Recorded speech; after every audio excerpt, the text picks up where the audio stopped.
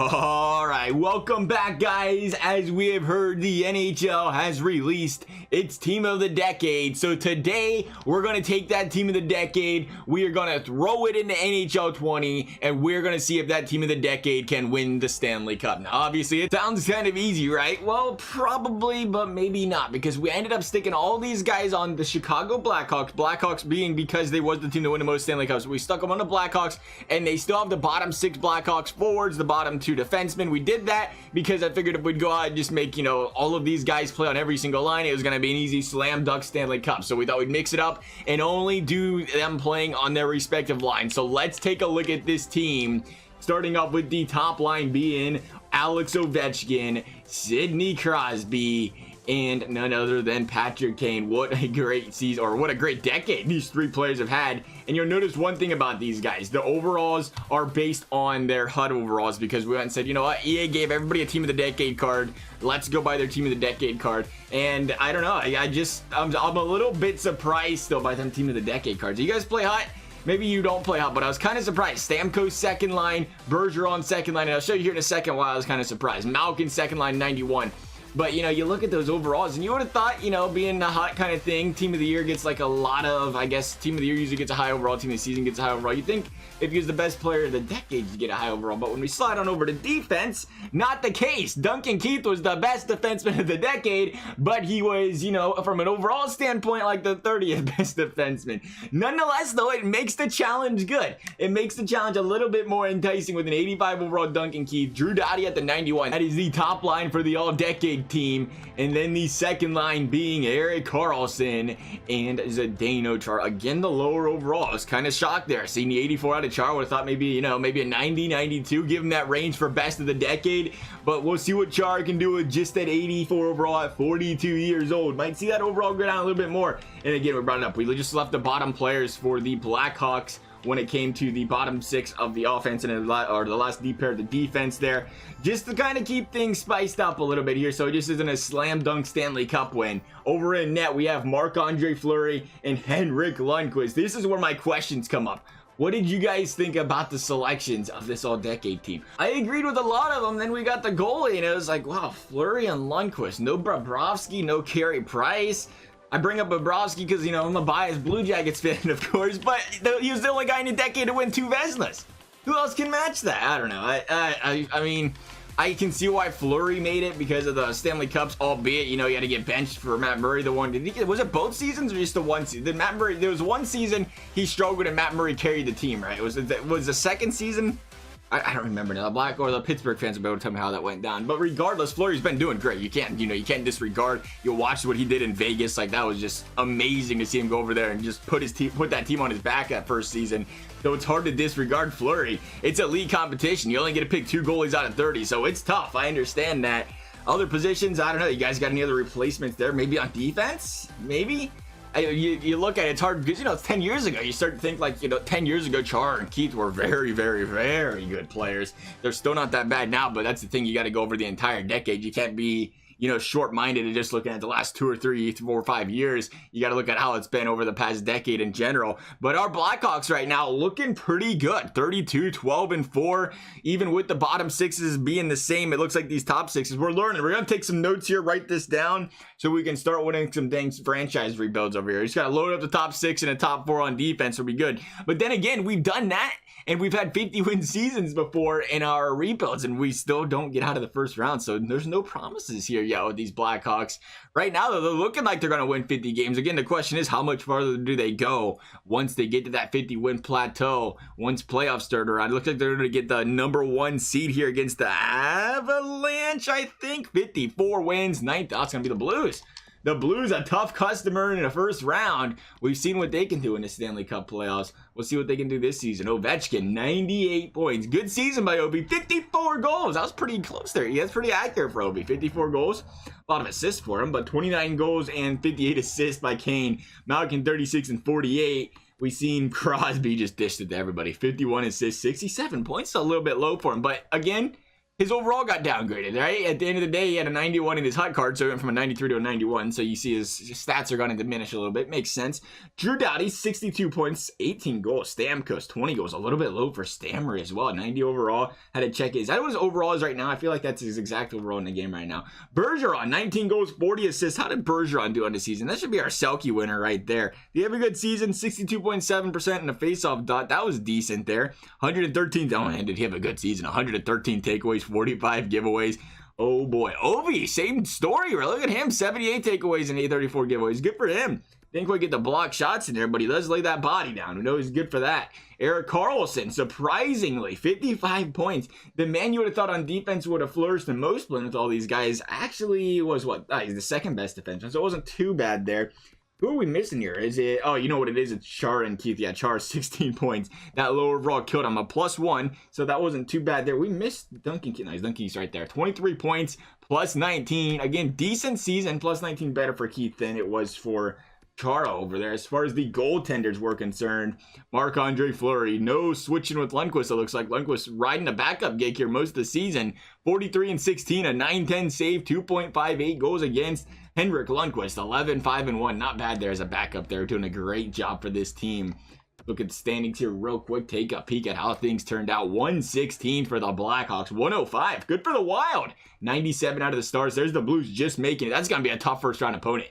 The Blues just squeaking in, but you know they're a lot better than a just squeaking in team there. The Avalanche making it as well. No Nashville, no Winnipeg. Man, that Pacific or Central's a really solid division when you have a teams like, I guess the Blackhawks wouldn't normally make the playoffs, but they're close, right? How are the Blackhawks doing? Last time I checked, they're actually not that far out of playoffs right now. They got they still got their core players. They're still a little bit older. Los Angeles Kings over here, 90 points, 89 out of the Canucks, 89 out of the Vegas Golden Knights, so a little bit weaker in the Pacific.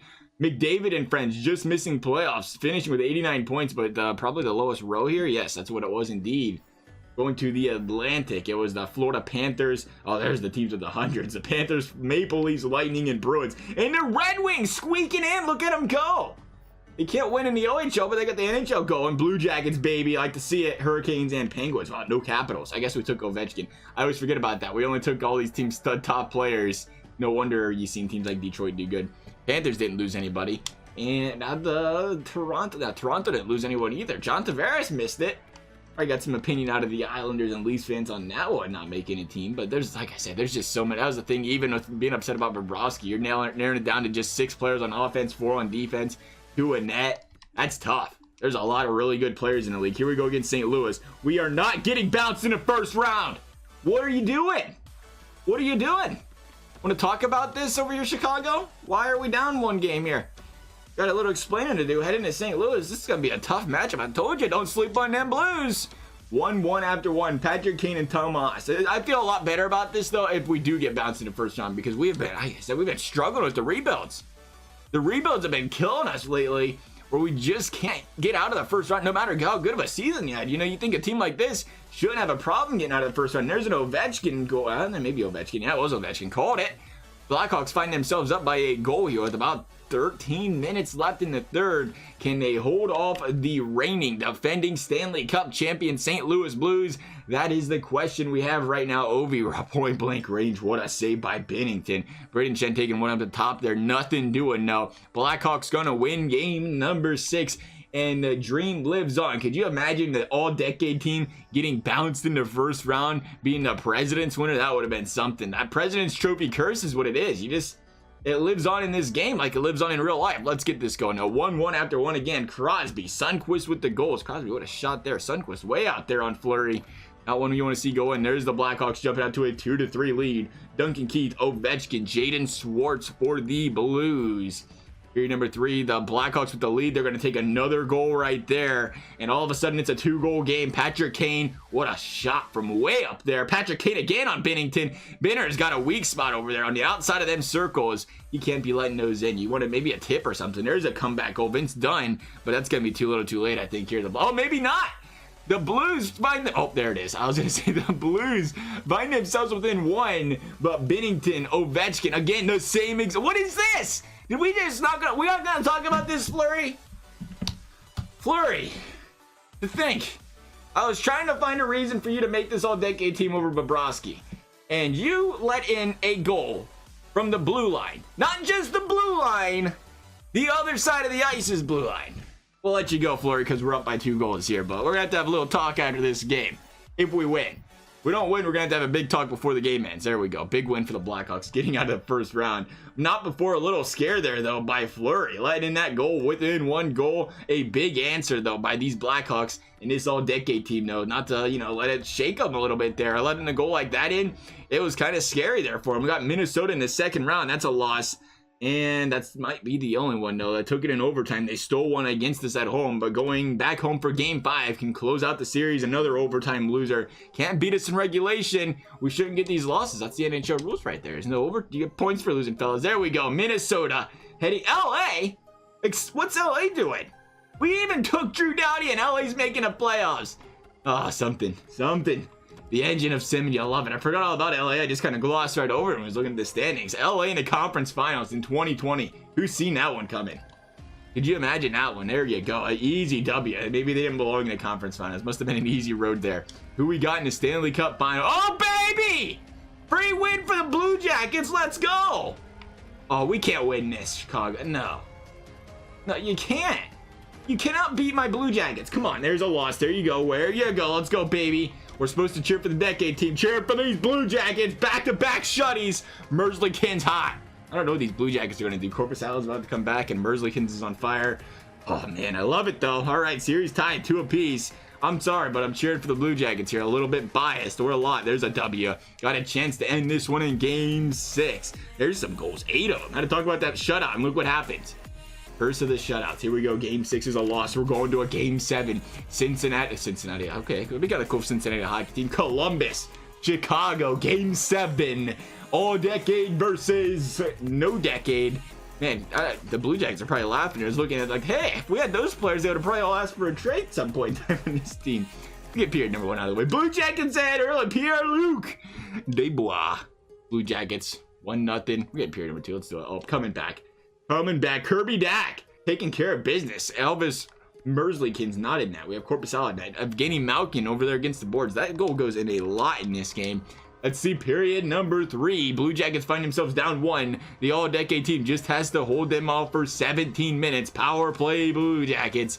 Getting some shots, but nothing too intimidating there. Nothing too difficult for Fleury. Blue Jackets still down 1. Blackouts hold this lead. 10 minutes left in this game. Just about. Big save there by Malkin on that crazy angle. We see those goes in a lot. Blackhawks power play. Blue Jackets got to kill this off. This could end the game. And the Blue Jackets tie the game. Was that a shorthanded goal?